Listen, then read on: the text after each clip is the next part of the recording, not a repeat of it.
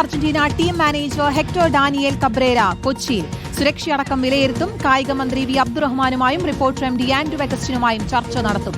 മത്സരം നടക്കുന്ന ജവഹർലാൽ നെഹ്റു സ്റ്റേഡിയവും സന്ദർശിക്കും. അർജുൻ മട്ടന്നൂരാണ് വിശദാംശങ്ങളുമായി ചേരുന്നത്. അർജുൻ, മെസ്സിപ്പടയെ കാത്തിരിക്കുകയാണ് കൊച്ചി. കേരളം ഒന്നാകെ ഒരുക്കങ്ങൾ ഏതുവരെയായി? അർജന്റീന ടീം മാനേജർ കൊച്ചിയിലെത്തി.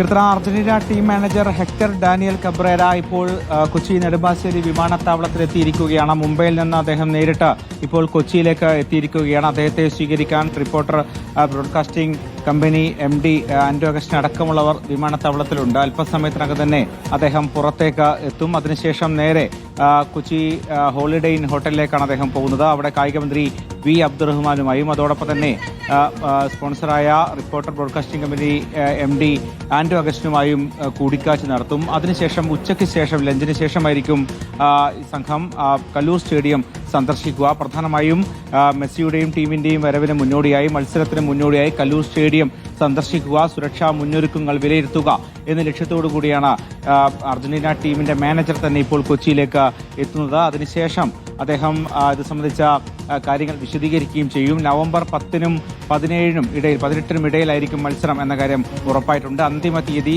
അടുത്ത ദിവസങ്ങളിൽ തന്നെ പ്രഖ്യാപിക്കുമെന്നാണ് മനസ്സിലാക്കാൻ കഴിയുന്നത്. എന്തായാലും ഏതാണ്ട് 50-55 ദിവസങ്ങൾ മാത്രമായിരിക്കും ഇനിയിപ്പോൾ മെസ്സിയെ നമ്മൾ കാത്തിരിക്കേണ്ടി വരിക. അത്തരത്തിൽ മെസ്സിയും ടീമും എത്താൻ അത്രയും ദിവസങ്ങൾ മാത്രമേ ബാക്കിയുള്ളൂ. എന്തായാലും നേരത്തെ തിരുവനന്തപുരം കാര്യവട്ടം സ്റ്റേഡിയത്ത് മത്സരം നടത്തും എന്നായിരുന്നു ആദ്യം പ്രഖ്യാപിച്ചത്. പക്ഷേ അതിനുശേഷമാണ് കൊച്ചിയിലേക്ക് മത്സരം എത്തുന്നു എന്ന വാർത്ത വരുന്നത്. സ്വാഭാവികമായും വലിയ പ്രതീക്ഷയിലാണ് ഫുട്ബോൾ പ്രേമികൾ, പ്രത്യേകിച്ച് മെസ്സി ആരാധിക്കുന്ന ലക്ഷക്കണക്കിന് ആളുകളുള്ള സംസ്ഥാനം. ഇവിടെയുള്ള മലയാളികൾ എല്ലാവരും തന്നെ ഒന്നടങ്കം കാത്തിരിക്കുകയാണ്. എന്നാണ് മെസ്സി വരിക, എവിടെയായിരിക്കും കളിക്കുക, ആരായിരിക്കും എതിരാളികൾ. നിലവിൽ സൗദി അറേബ്യയും ഓസ്ട്രേലിയയുമാണ് എതിരാളികളായി വരാനുള്ള സാധ്യത. അതും അടുത്ത ദിവസങ്ങളിൽ തന്നെ അക്കാര്യത്തിലും വ്യക്തത വരും. ചോദ്യങ്ങൾ പലതാണ്. ആരായിരിക്കും എതിരാളികൾ, എന്തൊക്കെ പരിപാടികൾ ഉണ്ടാകും? ഈ ലയണൽ മെസ്സിയുടെയും ലോക ചാമ്പ്യന്മാരായ അർജന്റീന സംഘത്തിന്റെ കേരള പര്യടനത്തിൽ ഏതായാലും മെസ്സിപ്പടയുടെ വരവിനായി ദിവസങ്ങൾ എണ്ണി കേരളം പ്രതീക്ഷയോടെ കാത്തു നിൽക്കുകയാണ്. അതിലൊരു നിർണായക ഘട്ടത്തിലേക്കാണ് കാര്യങ്ങൾ പോകുന്നത്. ഇവിടുത്തെ സൗകര്യങ്ങളും മറ്റു കാര്യങ്ങളും ഒക്കെ വിലയിരുത്തുന്നതിനായി അർജന്റീൻ ടീം മാനേജർ ഇതാ ഇപ്പോൾ കൊച്ചിയിലെത്തിയിരിക്കുകയാണ്. അർജന്റീന ടീം മാനേജറായിട്ടുള്ള ഹെക്ടർ ഡാനിയേൽ കബ്രേരയാണ് കൊച്ചി നെടുമ്പാശ്ശേരി വിമാനത്താവളത്തിൽ ഇപ്പോൾ ഇറങ്ങിയിരിക്കുന്നത്. റിപ്പോർട്ടർ പ്രതിനിധി സംഘം, അതുപോലെ reporter TV M D Andrew Augustine, sports council president TP Ashraf Ali തുടങ്ങിയ ആളുകളൊക്കെ തന്നെയും ഇപ്പോൾ ഹെക്ടർ ഡാനിയേൽ കബ്രേരയെ സ്വീകരിക്കാനായി ഈ വിമാനത്താവളത്തിൽ നിൽക്കുകയാണ്.